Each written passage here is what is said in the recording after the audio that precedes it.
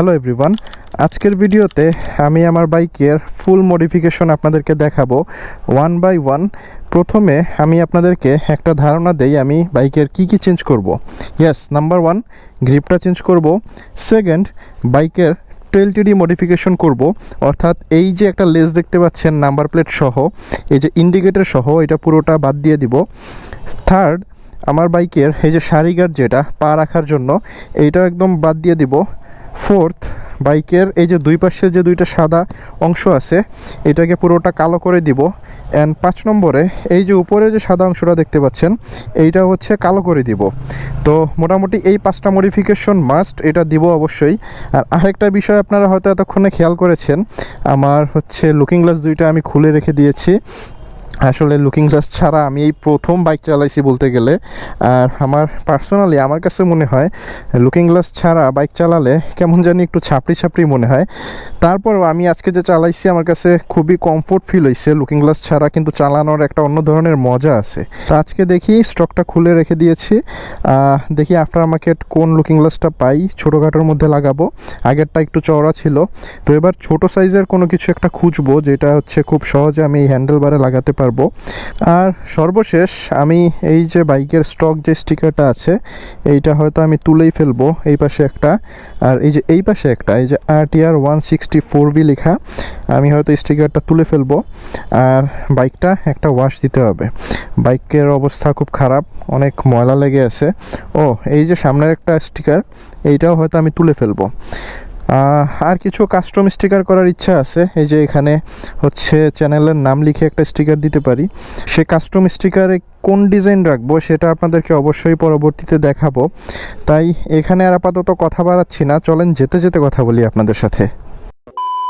তো যেটা বলছিলাম, এই যে লুকিং গ্লাস ছাড়া আমি বাইক চালাচ্ছি, যদিও এই ড্যাশবোর্ডের এই অংশটা দেখতে খুব সুন্দর লাগতেছে ক্যামেরায়, কিন্তু সামনে যদি সার্জেন্ট পায় সে আমাকে কিন্তু সিগন্যাল দিবে লুকিং গ্লাসের জন্য। তো আপনাদের ভাই আবার কিন্তু কাঁচা কাজ করে না, আমি লুকিং গ্লাসটা আমার পেছনে ব্যাগে আমি ঠিকই নিয়ে বের হয়েছি। যদি সার্জেন্ট আমাকে আটকায় আমি বলবো যে লুকিং গ্লাসটা ভেঙে গেছে, এটা হচ্ছে লাগানোর জন্যই আমি নিয়ে যাচ্ছি। কারণ কিছু করার নাই, কোনো না কোনো একটা এক্সকিউজ তো তাকে দিতে হবে, না হলে হচ্ছে এই সকাল সকাল 3000 টাকার একটা মামলা ধরাই দেবে। তো লুকিং গ্লাস, বাইকের কাগজপত্র, আমার ড্রাইভিং লাইসেন্স সব কিছু আমি নিয়েই বের হয়েছি।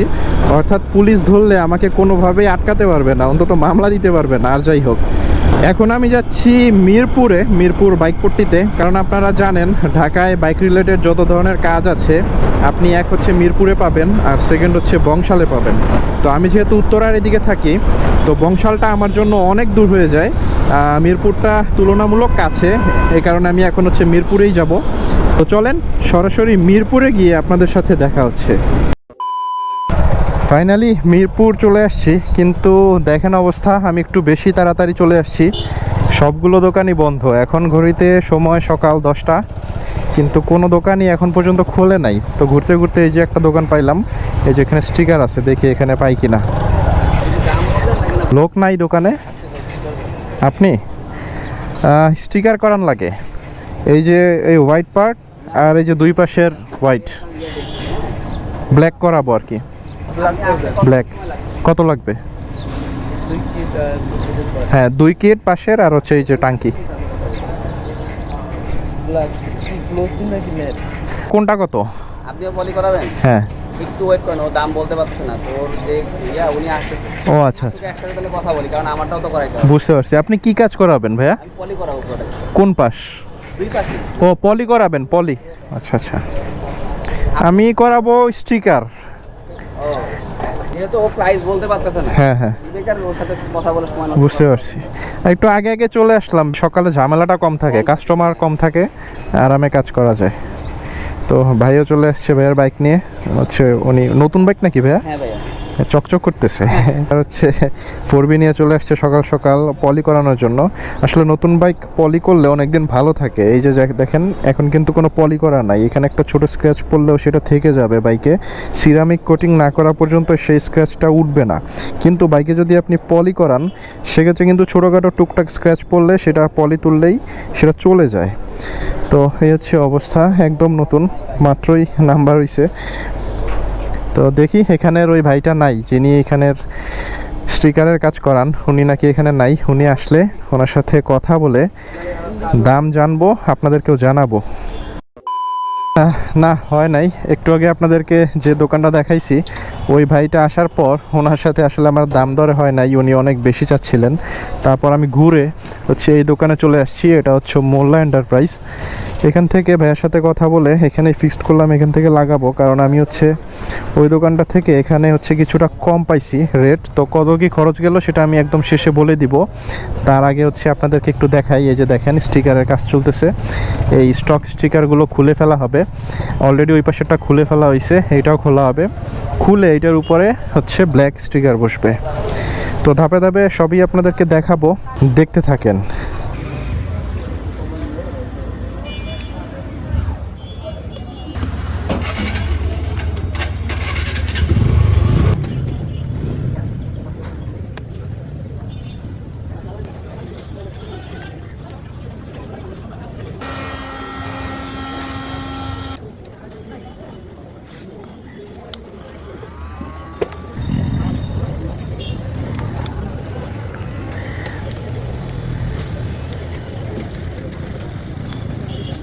হ্যাঁ, এই যে দেখেন এটা খুলে ফেলতেছি টেনে। স্টক আর কোনো স্টিকারই বাইকে থাকবে না। বাইকে আজকে একটা নতুন লুক দিব। 2000 years later. বাইকের সাইডের স্টিকার করা শেষ, কালো রং করা হয়েছে।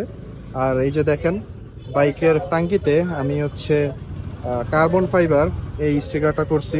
তো বিষয়টা হচ্ছে এখানে প্রচণ্ড পরিমাণ ধুলা, যার কারণে এই যে দেখেন আমি এখানে হাত দেওয়ার সাথে সাথে এই যে এখানে কালার চেঞ্জ হয়ে যাচ্ছে, এখানে ধুলা পরে সাদা হয়ে আছে। তো আমি হচ্ছে আপনাদেরকে ফাইনাল লুকটা দেখাবো একদম শেষে। এই যে সাইড কাভারটা, এই যে সিটটা কিন্তু এখনো খোলা, সিটও লাগানো হয় নাই। তো এখনো কাজ অনেকগুলোই বাকি, এখনো বলতে গেলে কোনো কাজই হয় নাই। এখানে প্রচুর মানুষের চাপ। শুধুমাত্র এই যে সাইড কাভারটা লাগানো হয়েছে, উপরের স্টিকারটা। এখন হচ্ছে বাইক ফুল পলি করাবো। ফুল বাইকটা পলি করানোর পর হচ্ছে আবার আপনাদের সাথে কথা হচ্ছে।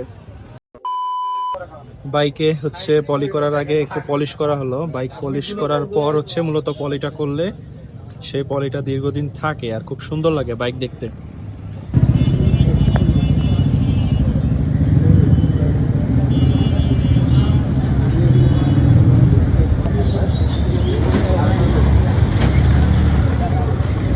আমরা বাইকে পলি করতে নিছি, কিন্তু আসলে এত পরিমাণ ধুলাবালি পলি করা যাচ্ছিল না ধুলার জন্য। এই যে দেখেন ভাই এখন হচ্ছে পানি ছিটাচ্ছে রাস্তায়। পানি ছিটায় যদি মোটামুটি পরিস্থিতি একটু স্বাভাবিক হয়, তারপর হচ্ছে বাইকে পলি করা হবে। দেখেন ধুলার জন্য পলি করা যাচ্ছে না, এত পরিমাণ ধুলা। জাস্ট একটা বাইক গেলেও প্রচুর পরিমাণ ধুলা উঠতেছে এখানে। আচ্ছা, অবস্থা এখন ভিডিওর এই পর্যায়ে এসে বাইকের যে অলরেডি যে কভারটা লাগানো ছিল, সিট কভার, আপনাদেরকে যেটা আগেই বলেছিলাম, সেটা এখন খুলে ফেলতেছি। এখন ভাবতেছি স্টক যে কভারটা থাকে সেটাই ব্যবহার করব। সেটা যতদিন যায়, স্টকটা যতদিন যায় ততদিন ব্যবহার করব। তারপর সেটা নষ্ট হয়ে গেলে সিটটা ডাবল পার্ট করে নিব। তো এই ক্ষেত্রে হচ্ছে আপনাদের মতামত কি আমাকে জানাবেন। এই যে দেখেন উপরের কভারটা খুলে ফেলা হয়েছে, ভিতরের সিটটা কতটা সুন্দর। আমি আসলে এটা খুব একটা বেশি ব্যবহার করিনি, বাইক কেনার পরেই আমি ওই কভারটা লাগিয়ে দিয়েছিলাম। তো এখন হচ্ছে সেটা খুলে ফেলে দিছি। যদিও এই কভারটা একদমই ভালো, অনেকের হচ্ছে অনেক সময় বিড়ালে আঁচড় দেয়, নানা কারণে হচ্ছে কভার নষ্ট হয়ে যায়।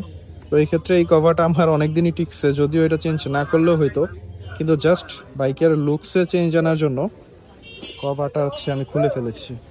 2000 years later. গাইস, ঘড়িতে সন্ধ্যা 5টা 5 মিনিট। দেখেন সারাটা দিন আজকে আমার চলে গেছে শুধুমাত্র বাইকের এই পার্টটা কালো করতে, এইখানটা কালো করতে, আর পুরো বাইকটা পলি করতে। আর পাশাপাশি এই দেখেন এই যে নতুন সিট কভার, নতুন না, এটা আসছে আমার সেই স্টক সিট কভার। আমি উপরে কভারটা অলরেডি খুলে ফেলেছি, আপনাদেরকে দেখিয়েছি। তো এই 3টা কাজ করতে আমার সন্ধ্যা হয়ে গেছে। আমি আসছি সেই সকাল 10টার সময়, আর এখন ঘড়িতে 5টা 6 মিনিট। তো দেখেন এই হচ্ছে এই পর্যন্ত বাইকের আউটলুক। এখনও বাইকের অনেক কাজ বাকি। তো আসেন এখন আস্তে আস্তে আপনাদেরকে দেখাই আমার এই পিছনের যে টেইল টিডি মডিফাইটা যে করবো সেটা আপনাদেরকে দেখাবো। এটা খুলে কিভাবে হচ্ছে এখানে ক্লাম দিয়ে নাম্বার প্লেট সেট করি সেটা আপনাদেরকে দেখাবো। তো চলেন হচ্ছে সরাসরি আমরা সেখানে চলে যাই। ভাই রে ভাই, 4B'র টেইল টিডি মডিফিকেশনের জন্য যেই চিপাতে আসছি বাইকের অবস্থা খারাপ হয়ে গেছে এই চিপা এই বাইকটা ঢোকাইতে। এই যে এটা হচ্ছে লেদের দোকান, এখান থেকে ওনারা হচ্ছে আমার এই পিছনের এই লেসটা পুরোটা খুলে এখানে হচ্ছে একটা ক্লাম বানাবে। ওনাদের এখানে সমস্ত মেশিন আছে, সেই ক্লামের মাধ্যমে হচ্ছে আমার নাম্বার প্লেটটা পিছনে সেট করা হবে। তো তখন হচ্ছে বাইকের লুকসই একদম চেঞ্জ হয়ে যাবে।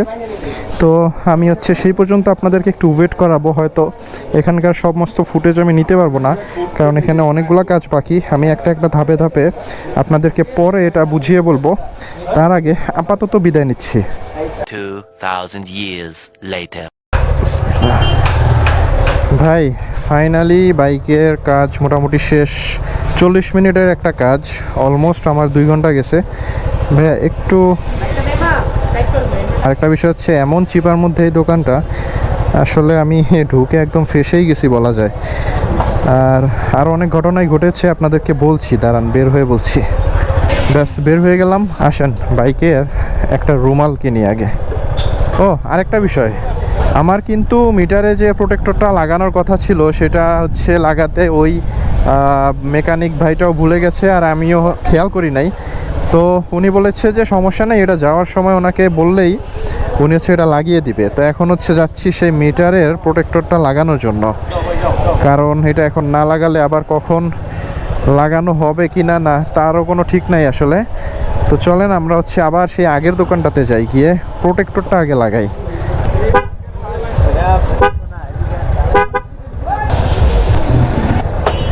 চলে আসছি আরেকবার। ওই ভাইয়ের সাথে কথা হয়েছিল, মিটার প্রোটেক্টর লাগানো হয় নাই, মিটারটা ঠিকই তুলসি, প্রোটেক্টর লাগানো হয় নাই।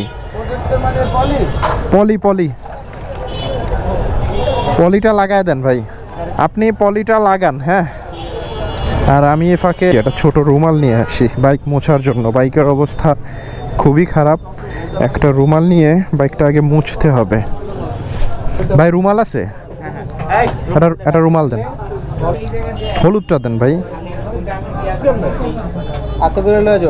থ্যাংকস। কত কি ভাই? 60 টাকা? তো এটা 80 টাকা হইলো কবে আবার? 60 টাকা যে দারাজে 55 টাকায় বিক্রি করে, কিন্তু দোকান থেকে আমি 60 টাকা কিনি, আমি দারাজে কিনি না। 60 টাকা রাখেন আপনি। এই রুমাল আমার বাসায় 2-3টা ফালানো, টাকাই তো নাই।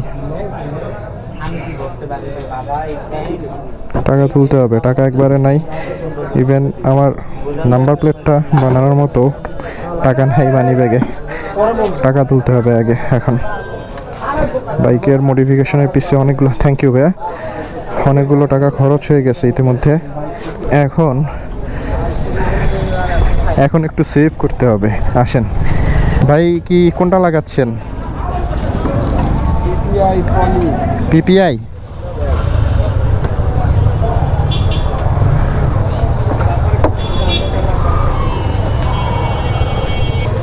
এত ময়লা ভাই, মাত্র বাইকটা পলি করছি কিন্তু এত পরিমাণ ধুলাবালি। আর যেখানে গেছিলাম ভাই ওই জায়গাটাতে অনেক ময়লা, অনেক ধুলাবালির কাজ সেখানে।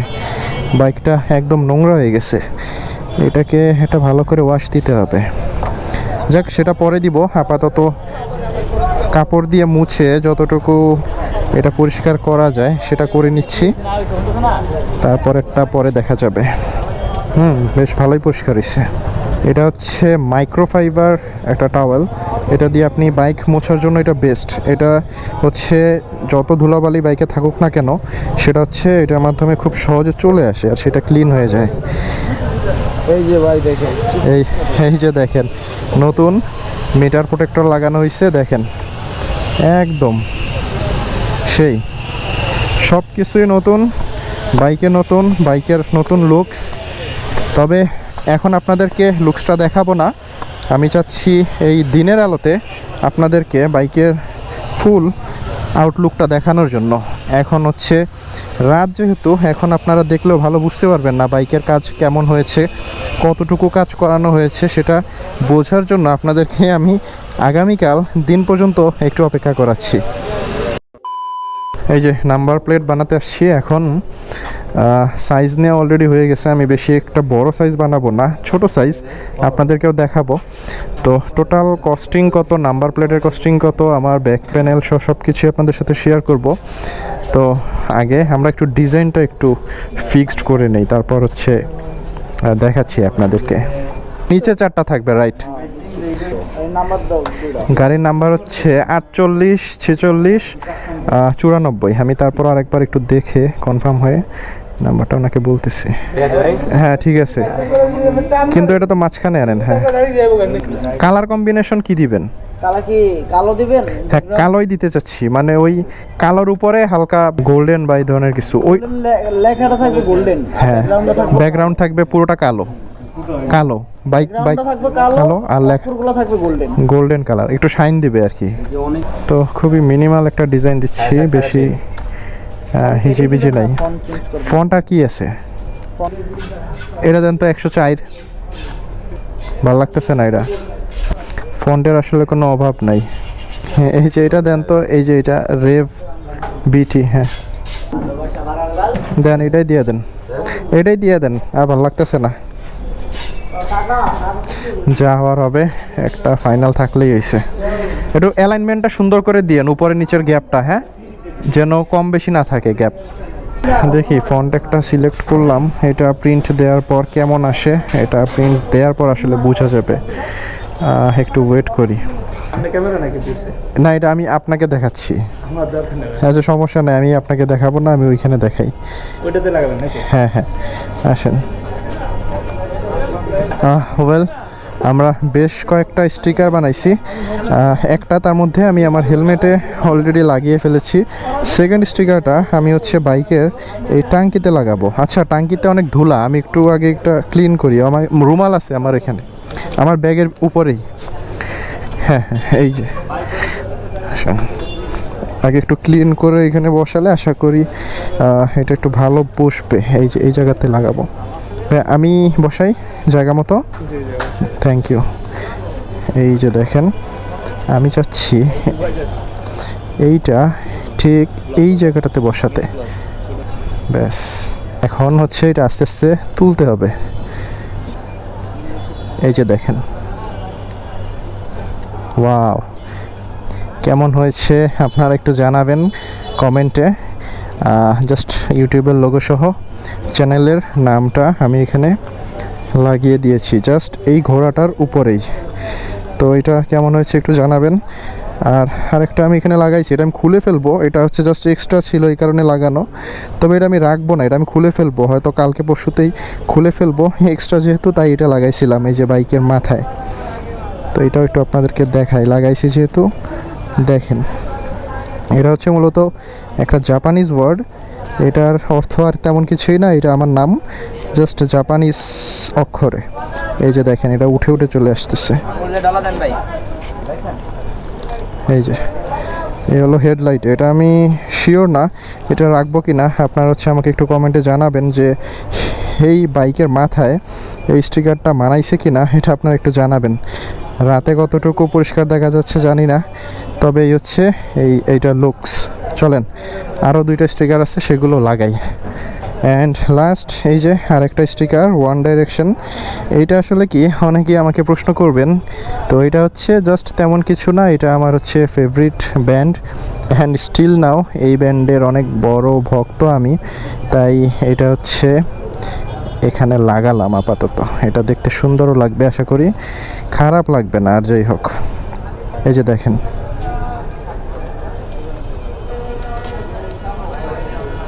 ওয়াও, জাস্ট লুকসটাই চেঞ্জ হয়ে গেছে। দেখেন এটা এখানে লেখার কারণে পিছনের কালো অংশটা, এটা লুকসটাই অনেকটা চেঞ্জ হয়ে গিয়েছে। তো এখানে একটা লাগালাম, এই হেডলাইটে একটা, আর এই ট্যাঙ্কির পাশে চ্যানেলের নাম। তো এই তিনটাই আপাতত রাখলাম, বেশি লাগালে হচ্ছে আবার সেটা বিশ্রী লাগবে দেখতে। খুব বেশি ঘিঞ্জি করার ইচ্ছা নাই, এই কয়েকটাই আপাতত থাক। রোজ রাত 10:15 ফাইনালি আমার বাইকের মোটামুটি যে সমস্ত কাজ আমার করানোর কথা ছিল সেই সমস্ত কাজ আমি করে ফেলেছি। আমি ঘর থেকে বেরিয়েছিলাম সকাল 9:30টায়, আর এখন ঘরে ফিরছি রাত 10:30টায়, অর্থাৎ 12 ঘন্টারও বেশি সময় ধরে আমি এই বাইকের পিছনেই লেগেছিলাম আজকে সারাদিনই বলতে গেলে। অবশ্যই এই কাজগুলো আমি অনেক দিন যাবতই করাবো বলে করানো হচ্ছিল না। আজকে যেহেতু সময় পেলাম, ভাবলাম আজকে পুরো একটা দিন এটাতে দেই, তাহলে আর হচ্ছে আগামী কয়েকদিন বাইক নিয়ে আমার আর কোনো টেনশন করা লাগবে না। টিকেটের সহ। আর কি রে ভাই, পাগল হয়ে গেছে কেন এটা? আমি হর্ন দিলেও টিকতে পারবে? ডেন্সর হর্ন লাগাইছি, এই যে দেখেন। কি রে ভাই, সবগুলো একসাথে হর্ন দেওয়া শুরু করছে দেখেন। ভাই ডেন্সর হর্ন শুনলে মানে চেতবে না এমন কেউ নাই ভাই, এটা এতটা লাউড। পিছন থেকে দিলে আপনি ট্রাক বলেন বাস বলেন ভাই সবগুলা সাইড দিতে বাধ্য। এই যে দেখেন,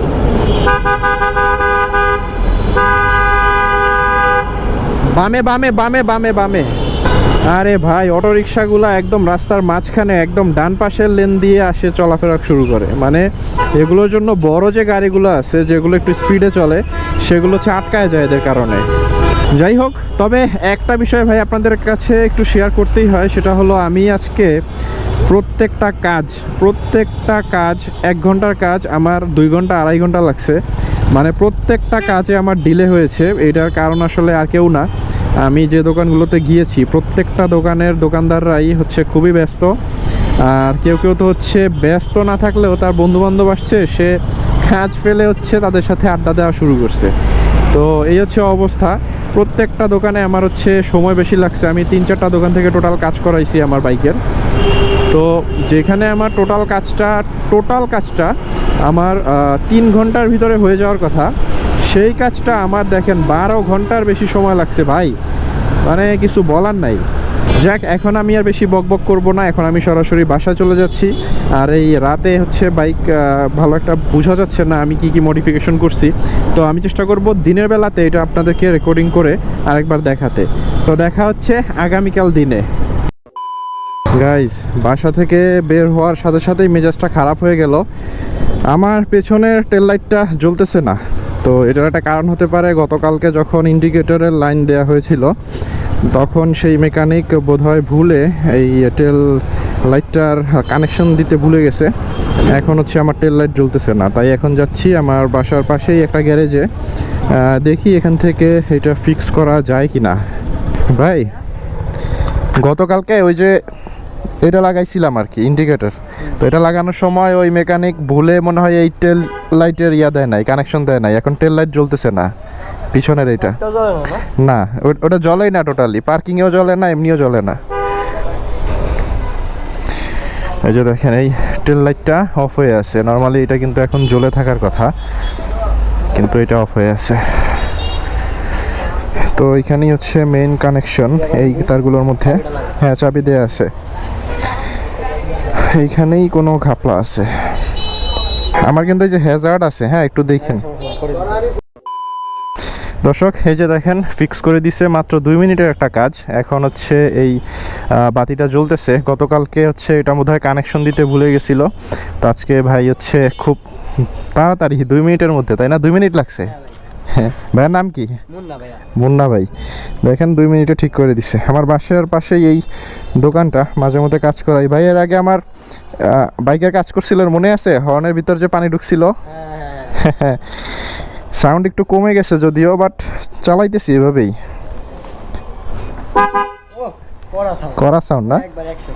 100-তে 100। তো এই হচ্ছে অবস্থা। তো চলেন আপনাদেরকে এখন বাইকের ফুল আউটলুকটা দেখাই।